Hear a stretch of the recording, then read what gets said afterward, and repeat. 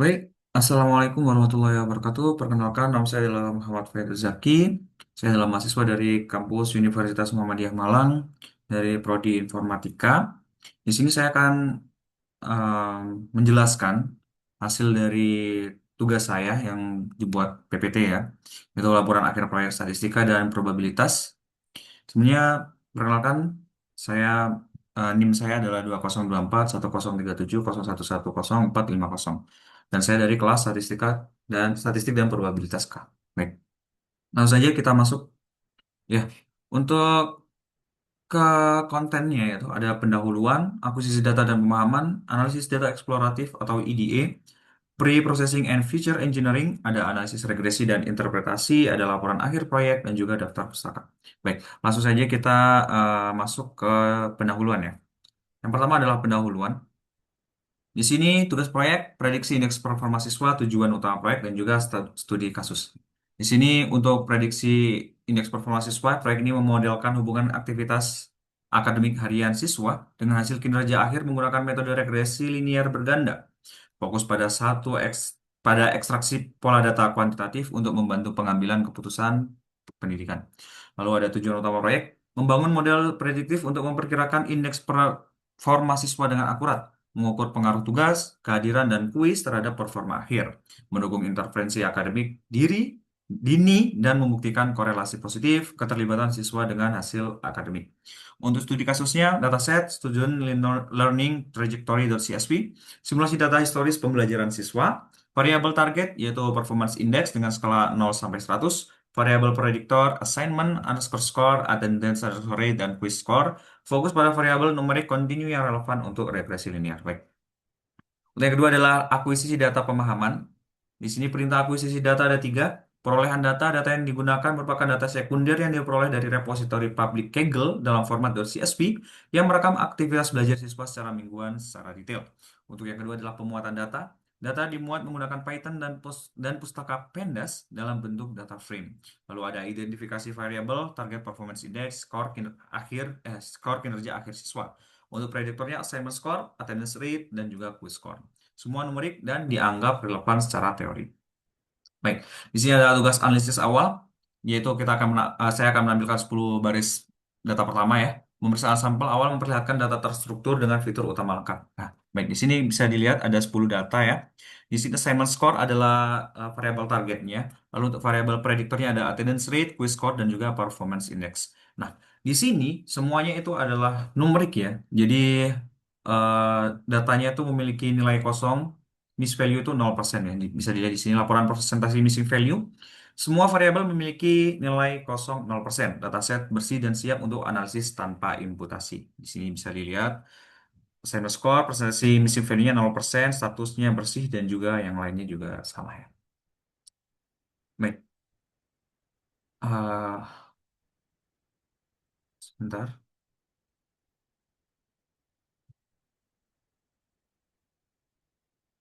Oke. Next, untuk analisis data eksploratif atau EDA ya. Di sini untuk perintah distribusi target, variabel performance index terdistribusi normal atau skewness sama dengan min 0,06, yaitu yang mendukung asumsi regresi linear. Bisa dilihat di sini distribusi variabel target. Grafik ini memperlihatkan grafik ini memperlihatkan distribusi nilai performance index dari histogram dan kurva yang terlihat ya. Di sini kurva yang terlihat. Datanya membentuk pola seperti kurva lonceng dengan titik tinggi berada di sekitar angka 100. Ini artinya sebagian besar data punya nilai performa di sekitar angka tersebut. Sebaran datanya juga terlihat cukup seimbang ya, bisa dilihat di sini kiri dan juga kanannya. Jadi tidak condong ke salah satu sisi. Ini menunjukkan bahwa distribusi performance indeks bisa dikatakan mendekati normal. Untuk nilai performance indeksnya umumnya itu berada di kisaran 80 sampai dengan 120 di sini ya. Dari 80 sini sampai 120 dengan konsentrasi terbesar di sekitar 95 mungkin sekitar sini sampai dengan 105 di sekitar sini ya. Lalu bisa disimpulkan juga bahwa mayoritas individu memiliki tingkat performa yang relatif mirip gitu ya dan berada di sekitar nilai rata-rata. Lalu untuk deteksi outliersnya, Boxplot menunjukkan tidak ada outlier signifikan. Distribusinya itu data cukup homogen ya. Boxplot ini menunjukkan sebaran nilai performance index sebagai variabel target. Di sini performance indexnya itu adalah variabel target ya. Lalu garis di tengah kotak berada di sekitar 100, ini pas di 100, yang menandakan nilai median atau performa rata-rata. Sebanyak 50% data berada dalam rentang sekitar 96 dari sini, 96 hingga 104 sampai sini. Sehingga dapat disimpulkan bahwa sebagian besar nilai performa cukup stabil dan tidak menyebar jauh. Untuk rentang keseluruhan data utama berada di antara 85 dari sini 85 sampai dengan 115 ya. Di luar rentang tersebut terdapat beberapa outlier.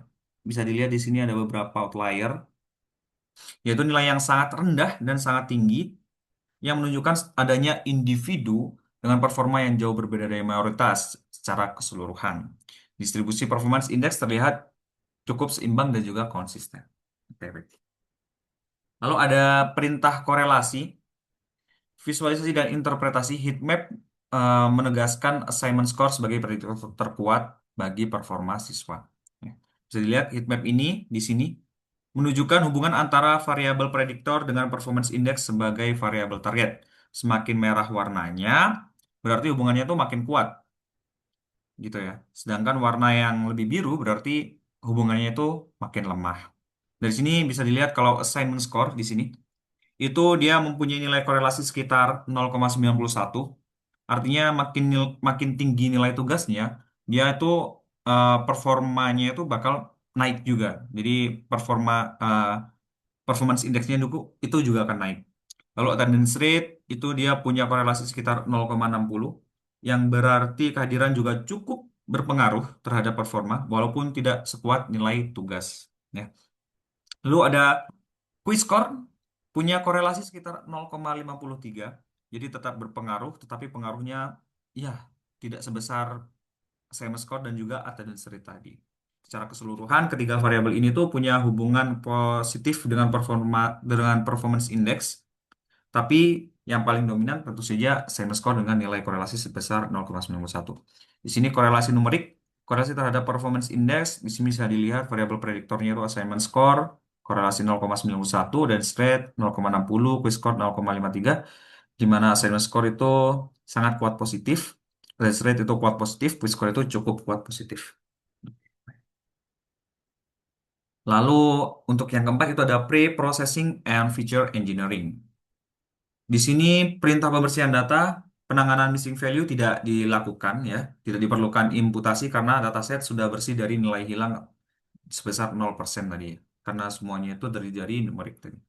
Perintah encoding dan pembagian data, one hot encoding tidak dilakukan karena semua variabel numerik. Bisa dilihat di sini assignment score itu numerik dengan nilai float, attendance rate juga numerik dengan nilai float, quiz scores juga numerik dengan nilai float, di mana untuk pembagian datanya, dataset dibagi 80% training dan 20% testing untuk validasi model secara efektif.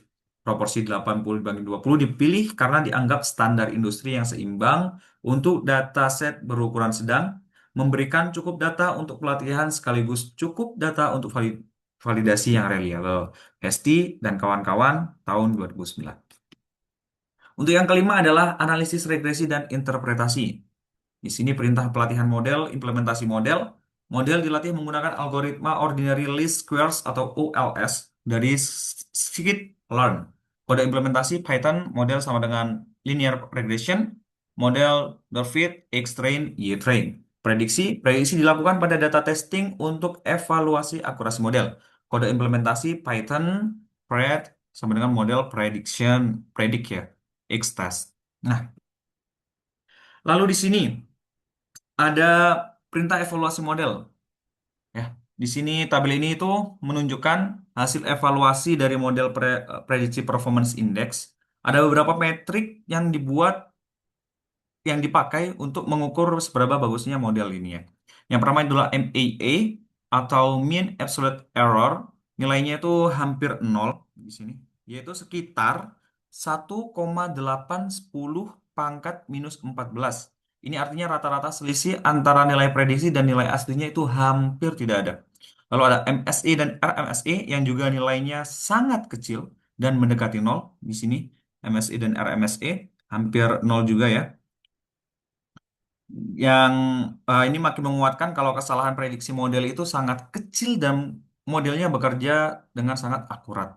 Lalu terakhir ada R squared atau koefisien determinasi. Nilainya itu adalah satu. Ini berarti 100% variasi data bisa dijelaskan oleh model atau dengan kata lain modelnya fit dengan data secara sempurna. Jadi kalau digabungkan dengan eh, yang sebelum-sebelumnya yaitu heat map dan juga box plot tadi, itu performance index itu sangat tepat dan juga konsisten. Kalau ada perintah interpretasi koefisien, koefisien regresi, intercept 0, assignment score 0,60, pengaruh positif terbesar, attendance rate 0, tidak signifikan saat dikontrol variabel lain, quiz score 0,40, persamaan regresi Y sama dengan 0,60 assignment plus 0,40 quiz dan plus 0 attendance. Penjelasan multikoleniaritas attendance tidak memberikan informasi tambahan setelah memasukkan assignment score. Nah, bisa dilihat di sini untuk scatter scatter plotnya ya. Nah, grafik ini itu menunjukkan perbandingan antara nilai indeks asli dan nilai yang diprediksi oleh model. Di mana yang di bawah ini itu adalah nilai asli atau nilai aktual dan di sebelah kiri ini adalah nilai prediksi untuk nilainya ya. Nah, lalu garis merah putus-putus ini itu adalah kondisi ideal di mana nilai dari sebentar, untuk garis merah putih itu adalah kondisi ideal di mana nilai prediksi sama persis dengan nilai aslinya. Kalau dilihat hampir semua titik nempel banget sama garis biru di sini ya. Di sini hampir ya sama garis garis merah itu artinya prediksi modelnya hampir tepat semua, jadi selisih antara nilai asli dan prediksi itu kecil banget. Karena titik-titiknya rapat dan membentuk garis lurus, bisa dibilang model ini kerja dengan sangat baik dalam menebak performance index. Jadi modelnya bukan cuma asal tebak, tapi benar-benar menangkap pola dari datanya. Nah, untuk yang keenam adalah laporan akhir proyek di mana di sini ada latar belakangnya itu prediksi kinerja akademik siswa penting untuk intervensi dini. Pendekatan berbasis data membantu pengambilan keputusan pendidikan. Studi kasus, prediksi student performance index. Untuk tujuannya membangun model regresi linear berganda, mengestimasi skor performa akhir siswa, prediktor, nilai tugas, tingkat kehajaran, dan nilai kuis. Untuk identitas datasetnya sendiri, dataset ini adalah Student Learning Trajectory.csv. Jenis datanya data simulasi, variabel kontinu, tidak terdapat missing values. Variabel utamanya adalah assignment score, attendance rate, dan juga quiz score. Untuk metodologinya, exploratory data analysis, analisis distribusi, outlier, dan korelasi, distribusi target normal, skewness sekitar negatif 0,06 tanpa transformasi. Outlier tidak ditemukan, outlier ekstrim pada box plot, korelasi hubungan terkuat antara performance index dan juga assignment score, yaitu dengan nilai relasi sebanyak 0,91. Untuk preprocessing data, missing value tidak ada, dataset 100% bersih. Encoding tidak diperlukan karena seluruh variabel itu adalah numerik. Data split 80% data latih dan 20% data uji. Baik.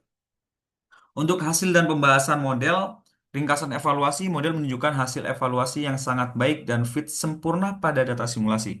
Di mana tadi sudah dijelaskan untuk NEE dia tuh benar-benar nol ya. Lalu untuk MSE dan RMSE hampir nol. Dan untuk determinasinya itu 100% variasi data. Lalu diskusinya nilai R2 sama dengan satu model memiliki perfect fit. Seluruh variasi performance index dijelaskan oleh variabel prediktor. Dataset bersifat deterministik tanpa noise, khas data simulasi. Untuk interpretasi koefisien persamaan model, Y itu 0,60 assignment ditambah 0,40 quiz. Ya, assignment score-nya itu adalah 0,60, pengaruh terbesar terhadap performa akhir. Untuk quiz score itu menilai 0,40, kontribusi positif signifikan. Lalu untuk attendance rate itu memiliki nilai ya kurang lebih 0. di mana dia itu tidak terlalu berpengaruh signifikan ya jika tugas dan kuis itu telah diketahui. Untuk kesimpulannya, saran perbaikan model tambah variabel independen seperti jam belajar atau stres, uji regularisasi Rich, atau lasso untuk data nyata dengan noise dan multi-konearitas. Gunakan cross validation untuk uji konsistensi model. Lalu untuk faktor yang berpengaruhnya, nilai tugas sebesar 60% dan nilai kuis 40% signifikan. Kehadiran tidak signifikan secara langsung. Untuk yang terakhir adalah daftar pustaka, di mana ada 6. Yang pertama adalah Han dan kawan-kawan pada tahun 2011, data mining, concepts, and teknik. Lalu ada Montgomery dan kawan-kawan pada tahun 2012, Introduction to Linear Regression Analysis. McKinney pada tahun 2012, Python for Data Analysis. Fredericks dan kawan-kawan pada tahun 2004, School Engagement Review of Educational Research. Taki pada tahun 1977, Exploratory Data Analysis. Hesti dan kawan-kawan pada tahun 2009, The Elements of Statistical Learning. Baik, cukup sekian yang bisa saya sampaikan. Kurang lebihnya saya mohon maaf yang sebesar-besarnya. Wassalamualaikum warahmatullahi wabarakatuh.